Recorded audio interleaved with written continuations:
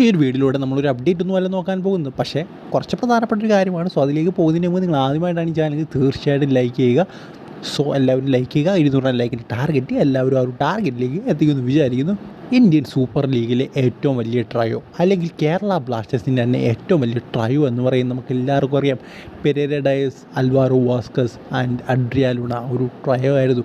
But ഇനി ആ ഒരു ട്രയോയെ കാണാൻ സാധിക്കുമോ എന്ന് ചോദിച്ചാൽ ഇല്ലെന്ന് തന്നെ വേണമെങ്കിൽ പറയാം. കാരണം അൽവാരോ വാസ്കസ് എന്താ പറയുക, ആ ഒരു ഇന്ത്യൻ സൂപ്പർ ലീഗ് ലെവലിൽ നിന്ന് അദ്ദേഹത്തിൻ്റെ ക്വാളിറ്റി കുറഞ്ഞു എന്ന് തന്നെ പറയാം. FC ഗോവയിലൊക്കെ പോയ ശേഷം അതുപോലെ പെരേര ഡയസ് അദ്ദേഹം ഭയങ്കര ഫോമിലാണ് കളിക്കുന്നത്, വളരെ മികച്ച പ്ലെയർ ആണെങ്കിൽ പോലും ഇനിയും അദ്ദേഹം കേരള ബ്ലാസ്റ്റേഴ്സിലേക്ക് തിരിച്ചു വരുമോ എന്ന ചോദ്യം എന്ന് പറയുന്നത് മിക്കവാറും ഇല്ലെന്ന് തന്നെയാണ് അതിൻ്റെ ഉത്തരവെന്ന് പറയുന്നത്.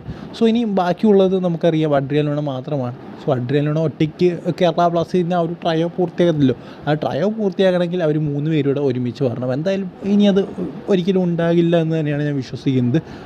സോ എന്തായാലും ഞാനിവിടെ പറയാൻ വന്ന കാര്യം എന്ന് പറയുന്നത്, നമ്മുടെ അൽവാരോ വാസ്കസ് ഇതിൻ്റെ സോഷ്യൽ മീഡിയ അക്കൗണ്ടിൽ ഒരു പോസ്റ്റ് ഇട്ട്, ആ ഒരു പോസ്റ്റിൽ നിങ്ങൾക്ക് കാണാൻ സാധിക്കും. അതായത് ഒരു 5 പേരെന്ന് പറയുന്നത്, ഒന്ന് നമ്മുടെ വാസ്കസിൻ്റെയും ലുണയുടെയും വൈഫാണ്.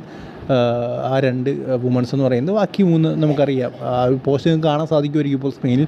അൽവാരോ വാസ്കസ്, ഡയസ്, അതുപോലെ തന്നെ ലുണ, അവർ 3 പേരും ഇവിടെ വണ്ടിയിൽ പോകുന്നൊരു ചിത്രമാണ്. സോ അദ്ദേഹത്തിന് ആ ഒരു ചിത്രത്തിൻ്റെ അടിയിൽ വാസ്കസ് എഴുതിയിരിക്കുന്നത് ഫാമിലി എന്നാണ്.